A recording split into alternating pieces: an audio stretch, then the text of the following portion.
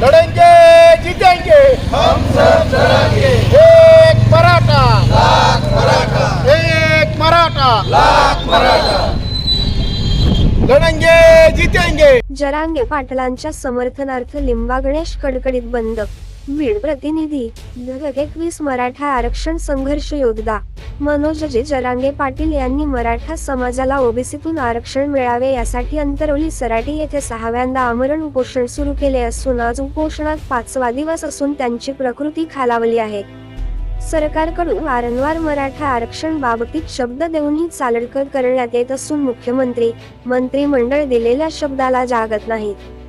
त्यामुळे सगळे सोयरे अधिसूचनेची अंमलबजावणी करा। हैदराबाद, मुंबई आणि सातारा गॅझेट लागू करा।